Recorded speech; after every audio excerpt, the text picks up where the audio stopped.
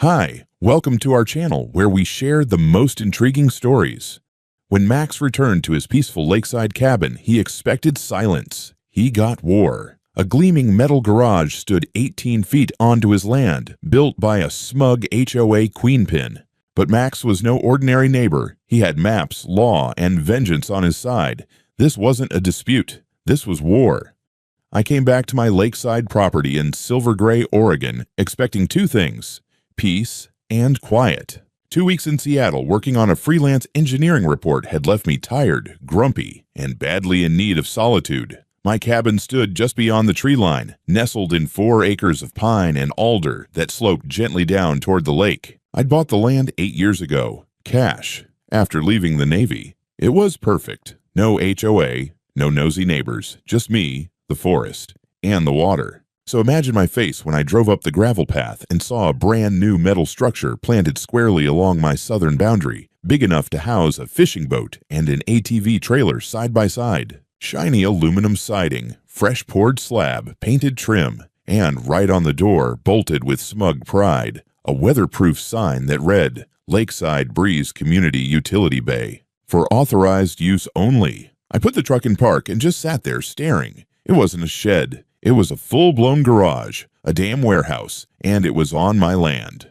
I walked the boundary following the flagged markers I'd installed myself years ago. Permanent state-certified survey caps, all placed by the book. I was a licensed land surveyor after all. I knew exactly where my property ended. This thing wasn't straddling the line. It was planted 18 feet inside it. The first neighbor I found was Craig Summers, a pale guy in cargo shorts who lived just down the slope.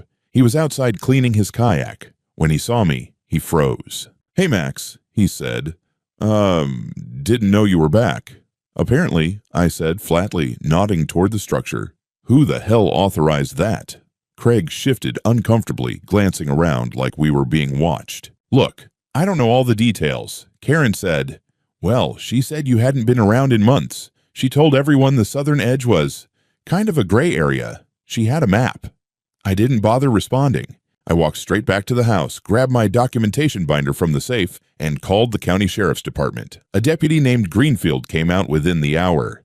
Good guy, local, knew the difference between private property and collective fantasy. When I showed him the recorded plat map and the official survey records filed with the Clatsop County Recorder's Office, he whistled low. "Yeah, this looks locked in," he said. "That garage is definitely on your land. Did you give them permission?" "No," I said. "Never. I didn't even know it existed until 10 minutes ago." Greenfield took photos, made some notes, and said he'd talked to the HOA. I told him good luck. Talking to Karen Murray was like trying to reason with a hurricane in a pantsuit. Sure enough, she showed up later that evening, dressed like she was going to a garden club mixer. Oversized hat, clipboard, pastel vest, that signature smirk, like the whole world owed her a trophy for existing. "Max," she said like we were old friends, "you're back." "No thanks to you. That monstrosity on my land. Care to explain?"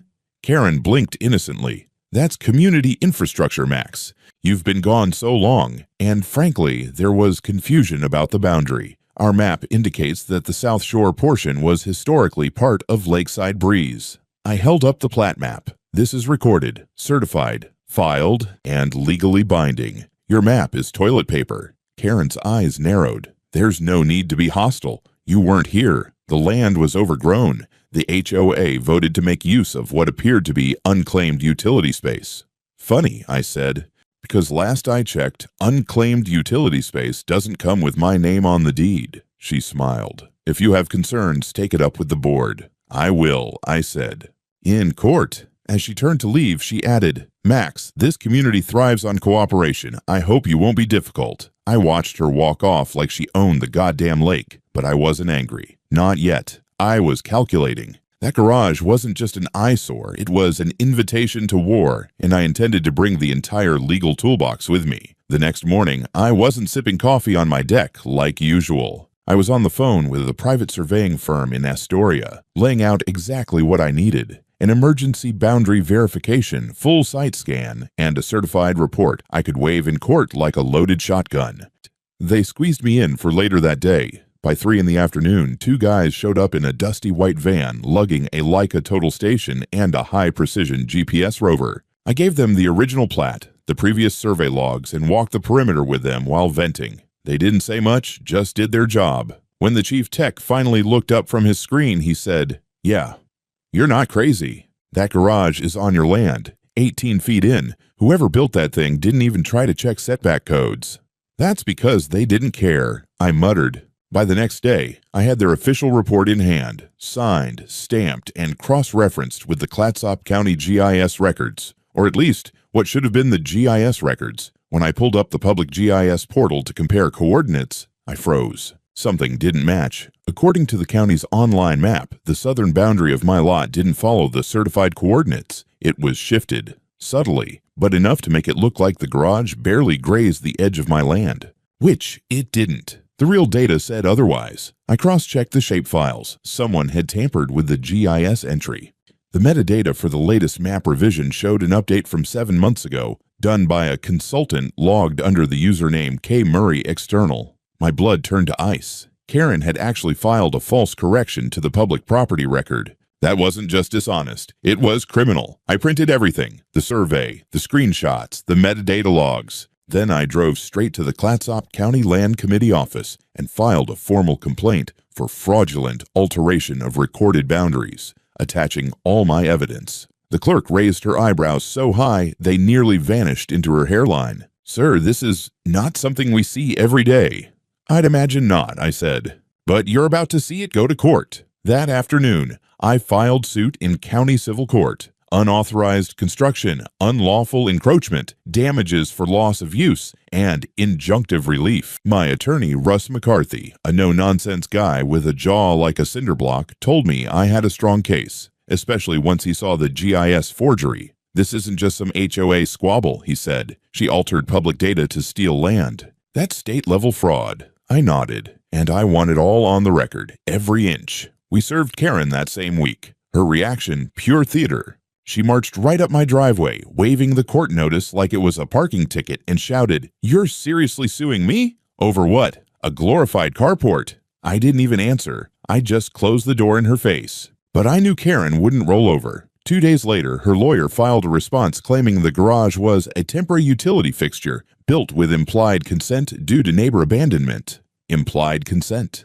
Because I was gone for 2 weeks? She really thought she could gaslight the justice system. She also didn't expect me to play offense. That Friday, I requested a preliminary injunction to freeze further use of the garage until the case was resolved. The court granted it. That meant HOA members couldn't store so much as a rake inside. But when I checked on the building later that evening, the padlock had been replaced, and the parking lot out front was full of trailers and gear. I took pictures of every plate and tag I saw. My patience had expired. If Karen thought this was about pride, she was wrong. This was about ownership, and the lengths I was willing to go to defend it. I didn't wait long to follow up on the injunction violation. Monday morning, I was in front of the county clerk's window, filing a motion for contempt of court. Alongside it, I submitted the photos of the fresh padlock and all the boats, trailers, and ATVs neatly packed into my garage. The judge didn't need convincing. By midweek, the court had issued an order demanding the HOA cease all activity on the structure and provide documentation of ownership and usage. Karen naturally stonewalled. Her lawyer filed a vague affidavit claiming the equipment inside was temporarily placed for storm protection. Storm protection. It hadn't rained in over 3 weeks. That's when I had Russ dig deeper. We sent a formal discovery request to the HOA's financial administrator, demanding records of all payments and rental agreements related to the utility bay. At first, they resisted, claimed they had no obligation to provide irrelevant materials. So Russ got a subpoena. 2 weeks later, the package arrived. When I opened the file, I actually laughed. Over the last 8 months, Karen had been renting out my land. She'd signed at least 9 storage agreements with residents from Lakeside Breeze, most at $450 a month, billed under Community Storage Support Fund. Neatly itemized, too. There were receipts, digital transfers, notes from Karen like Max's South Edge, underutilized long-term support. She really wrote that. In total, she'd pulled in over $14,000. 14 grand. While I was out working to keep the lights on, she was running a racket on my soil. Even worse, one of the rental agreements included a line that read, "Property under HOA easement jurisdiction. Owner currently unresponsive." I called the listed renter, Brian Newell, a semi-retired guy with a fishing boat and a labradoodle named Monty. I introduced myself, explained the situation calmly, and asked if he was aware the structure wasn't legally HOA property. "Oh hell," he said. "Karen told us you'd basically abandoned the lot. She said you hadn't paid taxes in years and the community was repurposing it." I laughed so hard I nearly dropped the phone. Not only were my taxes up to date, I had the receipts framed in my office. Brian sounded genuinely rattled. "Listen, I'll come by and get my stuff out. I don't want trouble." "Appreciate it," I said, "but I'm going to have to issue a formal notice anyway." Nothing personal. I spent the next few hours drafting a legal eviction notice for unauthorized storage, citing trespass statutes, and attaching my survey data. I posted laminated copies on the garage door, emailed the renters directly, and even dropped off a few printed versions at their front doors. No ambiguity, no excuses. The fallout was immediate. 3 of the renters came to retrieve their equipment that same weekend. 2 were sheepish. 1 was pissed off and threatened to take it up with Karen. I encouraged him to do exactly that and to ask where his rent money actually went. As for the garage itself, I padlocked it with a heavy-duty security shackle and installed a motion-triggered camera aimed directly at the entrance. I even posted a laminated sign, "Private property. Trespassers will be prosecuted. HOA access prohibited by court order." That night, the camera caught someone trying to snip the lock with bolt cutters. She wore a hoodie, but I'd recognize that stiff, angry gait anywhere. Karen. At one point, she looked straight up at the camera, flipped at the bird, and hissed something I couldn't hear. Probably wasn't have a nice day. The next morning, I handed the footage to Deputy Greenfield. "She's pushing it," he said, jaw tight. "She thinks she owns the place." "Well," he said, "she's about to learn otherwise." The next day, I heard tires crunching on gravel. I looked out and saw a Clatsop County cruiser inching up my driveway. Not unusual, I thought. Deputy Greenfield sometimes stopped by when things escalated. But this wasn't Greenfield. A younger officer stepped out, one hand resting casually on his hip. He looked barely 30, buzz-cut, fresh uniform, the kind of guy who still thought citations solved everything. "Mr. Dell," he asked, checking his notepad. "That's me. We received a report that you allegedly brandished a firearm during a confrontation with a neighbor. I'm going to need to ask you a few questions." I stared at him, not moving. "A firearm?" "Yes, sir. The complainant stated that you threatened her while she was retrieving HOA property." "You mean breaking into my garage at 2 in the morning with bolt cutters?" I raised an eyebrow. "Because I've got footage. Want to see?" He hesitated for a moment. "If you have any recording, that'd be helpful." I led him into the house, pulled up the camera feed, and played the clip. There was Karen, clear as day, yanking on the padlock, mumbling to herself, and then finally turning to the camera and barking out, "I'll have your ass in jail, you freak." The deputy watched silently. When it ended, he let out a long breath. "Okay. Yeah, that doesn't match the report. She told you I threatened her? Claimed you confronted her with a weapon and blocked her from accessing HOA storage. You're looking at the storage, on my land, secured by court order." He nodded. "I'll file a supplemental. Doesn't look like anything criminal occurred, on your part." I could tell he was embarrassed, but not half as embarrassed as Karen should have been. By noon, I'd sent a copy of the footage to Russ, and he immediately filed a motion for retaliatory false report, attaching the video and citing the existing court order. That kind of stunt, weaponizing the police with lies, could backfire hard. Karen didn't show up on my property for a few days after that, but I wasn't naive. I knew she was regrouping. Sure enough, on Friday, I got served with another motion, this time from Karen's attorney, claiming the garage was part of a community easement established by historic use, and that I was obstructing HOA operations. Historic use? What, parking jet skis on someone else's land for 8 months while I was away made it tradition? Russ chuckled when he read it. "She's panicking. She's fabricating." Either way, he said, they're stalling for time. But I wasn't about to sit around while she twisted reality into HOA-flavored legal fiction. That weekend, I printed out the timeline. When I bought the property, the original survey, my tax records, drone photos from before the garage existed, and, most damning, the revised GIS records tied to her login credentials. Russ compiled it all into a formal response, shredding her claims one by one. He also submitted a motion for early summary judgment, citing clear evidence of encroachment, forgery, and economic exploitation. Then, just to add salt, we issued a formal letter of demand for the entire amount of money Karen had collected, plus interest. But I wasn't done. I contacted 3 of the renters again, this time asking for written statements confirming they had paid Karen directly and been told I had abandoned the land. To my surprise, they agreed. One even offered to testify in court. Apparently, once people realized they'd been conned, their HOA loyalty faded fast. I sent out notices to the remaining renters, giving them 48 hours to vacate or face legal action for trespass and storage of personal property on private land. No response. So I hired a local towing and storage outfit. They came on Monday morning and started hauling gear out of the garage, itemizing, photographing, storing it all off-site. I kept receipts for everything. By Tuesday afternoon, the garage was empty. Silent. Just a shiny metal box sitting awkwardly on land it had no right to occupy. But the silence didn't last long. At midnight, the security camera pinged my phone again.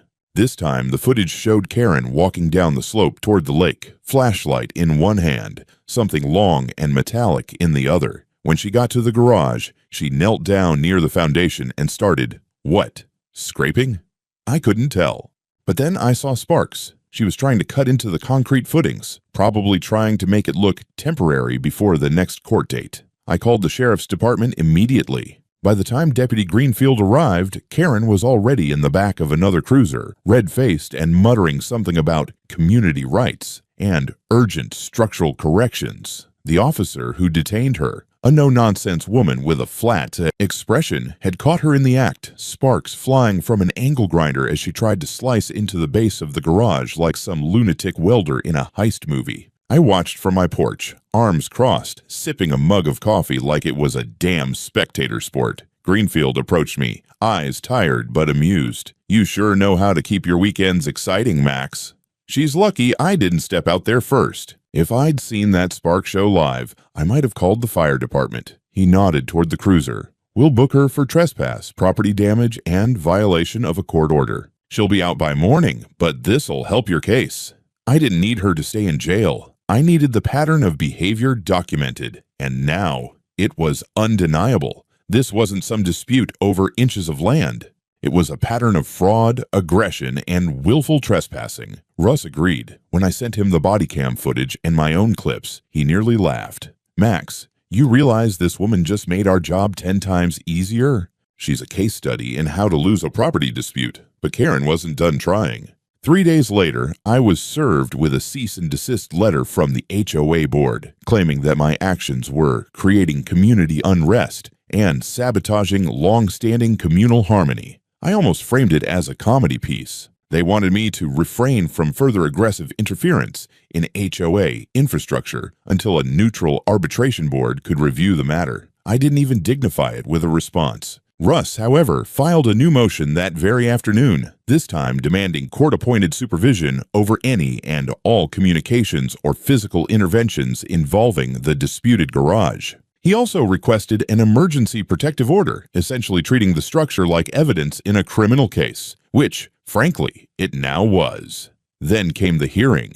The courtroom was modest, paneled in dull wood, smelling faintly of lemon cleaner and old carpet. Karen arrived in a cream-colored suit that probably looked authoritative in her mind, but screamed desperation cosplay to anyone with eyes. Her lawyer, a prickly middle-aged man who looked like he moonlit as a taxidermist, stood up and immediately started spinning. The garage was built under good faith assumptions. The use of the land was misunderstood due to outdated GIS data, and the revenue earned had been held in escrow for the benefit of the community. Held in escrow, that was a new one. Russ stood up, cool as ever, and went point by point. Official GIS records edited under Karen's login. 9 rental agreements signed by Karen. Tax payments and surveys showing uninterrupted private ownership. False police report. Surveillance footage of criminal activity. He then dropped the bomb, a notarized statement from one of the renters accompanied by a screenshot of a Venmo transfer labeled Garage Space South Lot.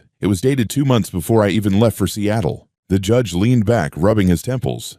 I've rarely seen a more textbook case of encroachment and misrepresentation, he muttered. We'll reconvene next week for ruling. In the meantime, the structure is to remain sealed, and any further entry will result in immediate contempt charges. As we left the courthouse, Karen caught my eye. Her jaw was clenched so tightly, I could see the veins in her neck. She didn't say anything.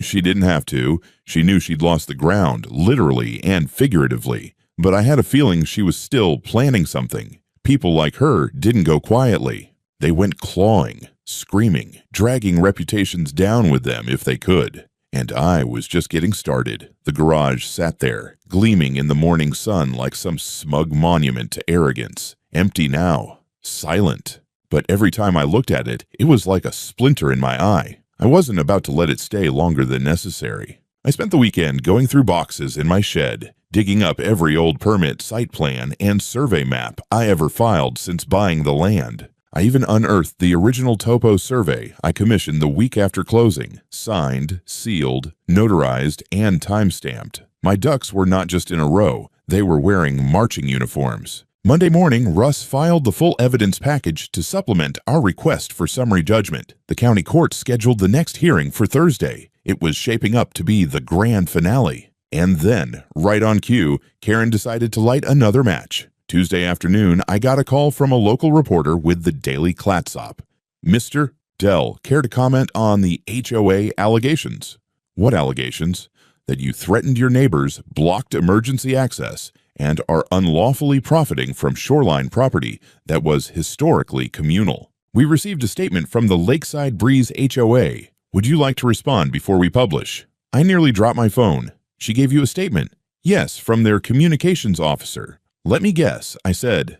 Her name rhymes with Barron. I hung up, opened my laptop, and sure enough, there it was. A full online article titled Property Owner Sparks Turmoil at Lakeside Breeze, filled with vague accusations, off-the-record comments, and Karen's classic passive-aggressive phrasing. We only want what's fair. The lake belongs to everyone. The comment section was a mix of bored retirees, HOA loyalists, and people who clearly didn't read past the headline. I didn't have time to argue online. I called Russ, sent him the screenshots, and said, add defamation to the list. You're serious? She's spreading false claims in the press. I can prove every word's a lie. She's trying to win in public what she's already lost in court. We issued a cease and desist to the paper, demanded a retraction, and filed a formal motion with the court to include public defamation as part of our damages. Then I went one step further. I wrote a calm, factual letter. It explained point by point what had happened. The property lines, the forged GIS data, the illegal garage, the revenue collected, the court orders violated.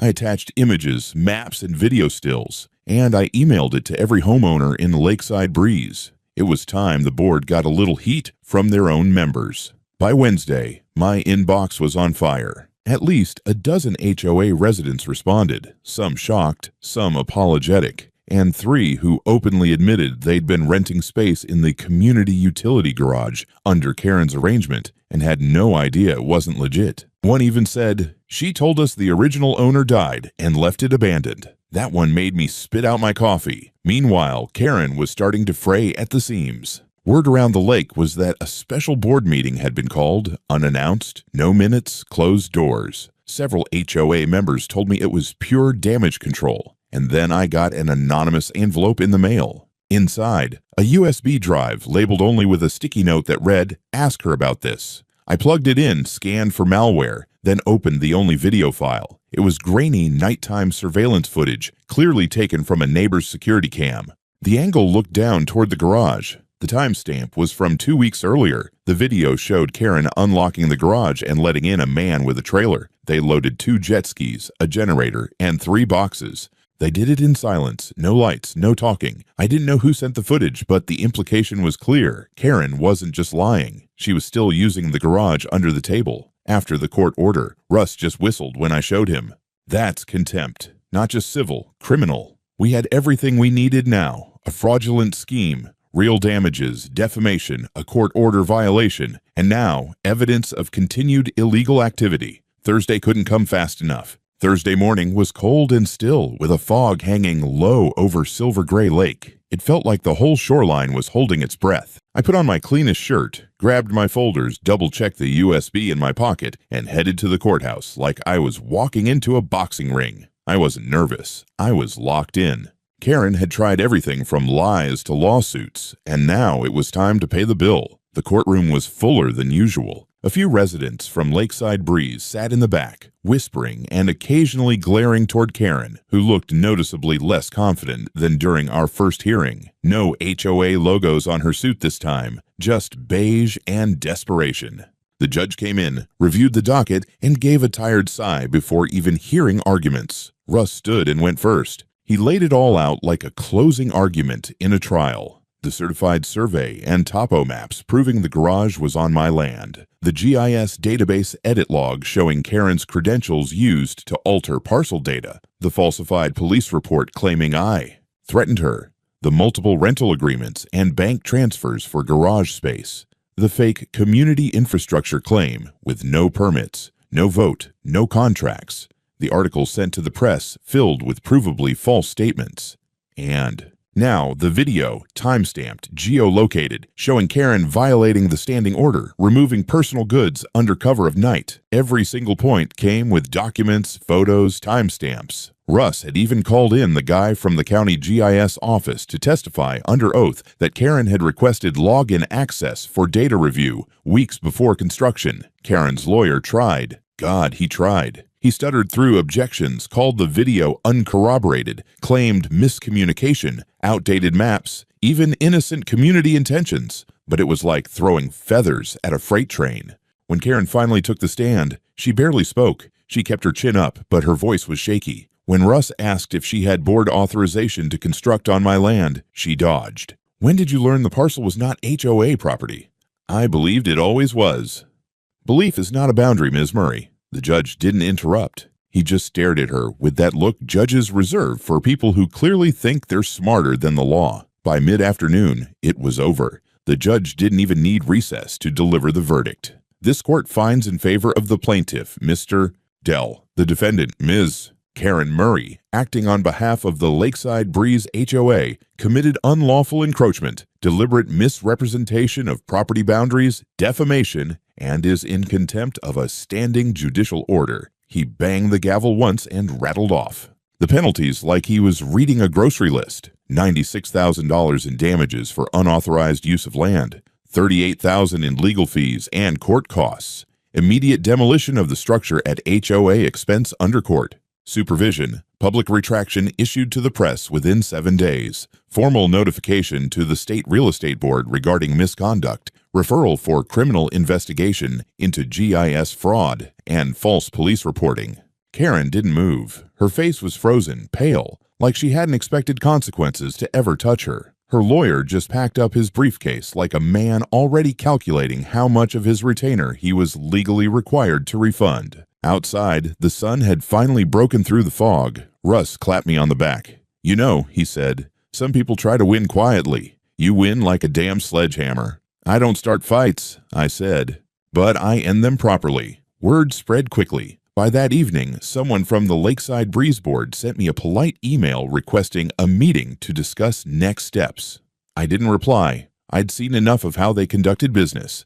The next step was theirs, starting with a check. 3 weeks after the ruling, I stood on the edge of my lot watching a demolition crew dismantle the aluminum-paneled monstrosity that had haunted my shoreline for nearly a year. The HOA, under court order, had hired a third-party contractor. I made sure to be there every single day, sipping coffee from a lawn chair while a county marshal oversaw the work. They had to cut the structure into sections, haul it out piece by piece, and then regrade the soil under supervision of a licensed surveyor. My surveyor. Karen never showed. Probably couldn't stomach seeing it taken apart after all the effort she put into pretending it was hers. The HOA sent a single rep, a new guy, mid-30s, polite, exhausted, and clearly there to clean up a mess he didn't create. He avoided eye contact. I didn't press him. I wasn't there to gloat. I was there to watch justice executed one bolt at a time. By midweek, the site was clear. I had the boundary restaked, re-verified, and installed 2 steel signs with laminated, notarized property coordinates. one every 50 feet, just in case someone got creative again. Then came the second satisfaction. Karen's house, once the pride of the East Cul-de-sac, was listed for sale, not voluntarily. The court had issued a lien to satisfy the judgment. When it didn't get paid within the grace period, the bank moved to foreclosure. 6 months later, I got a phone call from an old Navy buddy turned real estate investor. "You still want that lot next to you?" "Depends. What's the name on the title?" "Karen Murray." I laughed so hard I nearly dropped my phone. We made it official through a third-party LLC. Clean, legal, untraceable until the ink dried. The sale went through at auction for a fraction of its estimated value. The HOA was too financially crippled to bid. Karen had defaulted on her dues. Her attorney had dropped her. She didn't even contest the auction. I let the place sit for a while, empty, quiet, overgrown with ivy. Then I had my crew come in and tear down the fence separating it from my land. We cleared a path, landscaped the hillside, and built a cedar overlook deck right where her master bedroom used to be. I added a fire pit, 2 Adirondack chairs, and 1 polished brass plaque screwed into the railing. Private property, not for Karen. I hosted a few friends that summer, veterans, old co-workers, a couple of my neighbors who distanced themselves from the HOA circus. We watched the sun dip below the lake, drank cheap beer, and laughed about how a petty woman tried to steal 18 feet of shoreline and ended up losing everything. Last I heard, Karen had moved back to Utah. Someone mentioned a cousin took her in. The criminal case was still under review. Evidence of GIS tampering, mail fraud, and a falsified police report doesn't just disappear. She wasn't in jail yet, but let's just say the district attorney's office had cleared their calendar. As for me, I had peace again. No drama, no fake claims, no aluminum barn poisoning my view, just lake, sky, and silence. Exactly the way I bought it.